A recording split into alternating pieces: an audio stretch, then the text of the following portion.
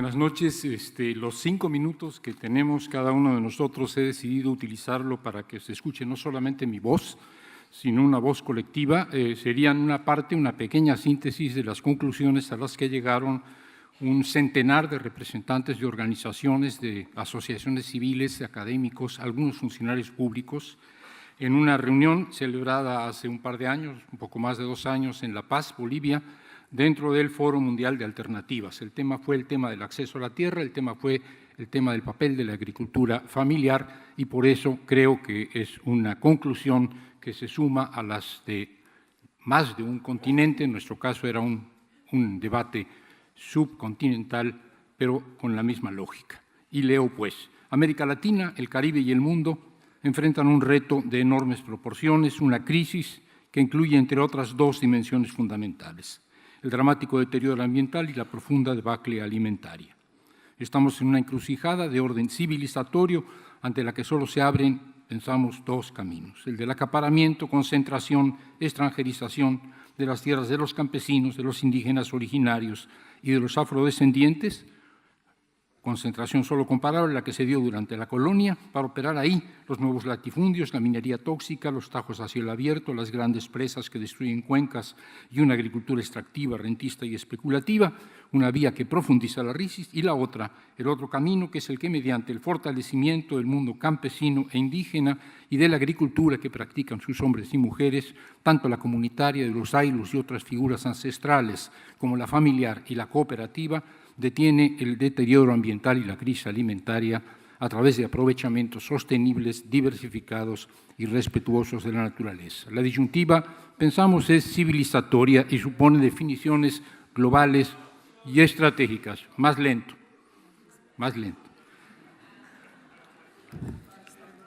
Claro, los traductores tenían el texto, lo que pasa es que ahora el texto ya no está completo, entonces van a sufrir. La disyuntiva, digo, es civilizatoria y supone definiciones globales y estratégicas.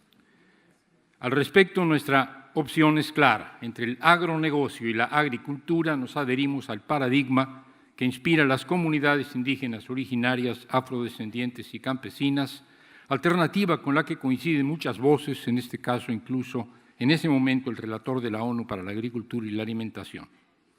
La vía que proponemos es estratégica, pero su adopción demanda también acciones inmediatas, leyes, políticas, programas e iniciativas específicas que avancen por la ruta de la soberanía alimentaria, la defensa de la naturaleza y la restauración de la convivencia social. Y esto pasa por el respeto a la diversidad sociocultural de los pueblos y el reconocimiento de sus derechos territoriales y autonómicos de base comunitaria, pero también por la profundización e intensificación de los procesos democráticos nacionales.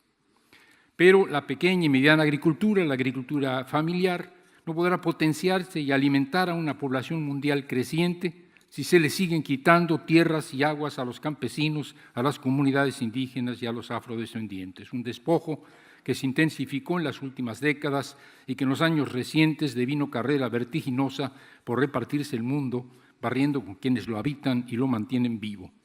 Es necesario, es urgente detener y revertir este proceso, restituyendo las tierras y territorios que les fueron arrebatados, incluyendo específicamente en este acto de justicia a las mujeres, cuyos derechos generales y agrarios han sido históricamente ignorados por el patriarcalismo ancestral aún imperante. La restitución es indispensable desde la perspectiva del hambre, pero no puede esperarse un aporte decisivo de los campesinos a la soberanía alimentaria mayor de la que ya están haciendo si estos no tienen tierras suficientes. Y la restitución debe hacerse también y sobre todo porque es un derecho de los pueblos, un derecho histórico, un derecho ancestral sustentado en la ocupación y reafirmado por el trabajo.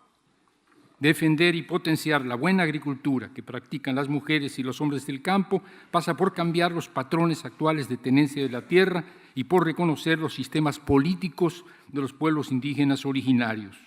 Pero no puede quedarse en esto porque está visto que en un entorno económico desfavorable y sin recursos para cultivarlas y vivir dignamente de ellas, los campesinos abandonan las parcelas. Es necesario entonces que los gobiernos se comprometan con políticas de fomento agropecuario diseñadas no como hasta ahora para favorecer el agronegocio, sino adecuadas a las necesidades, usos y prácticas agrícolas de los campesinos. Los campesinos no solo nos alimentan, al mismo tiempo preservan la vida del planeta, pero también en este ámbito tienen derecho al apoyo, por una parte la comprensión, respaldo y corresponsabilidad de la población urbana, y por otro el reconocimiento y retribución de sus aportes por parte del Estado.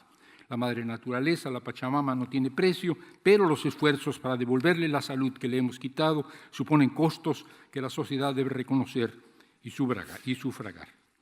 Sin la participación de todos en las decisiones, es decir, sin democracia, los caminos se cierran.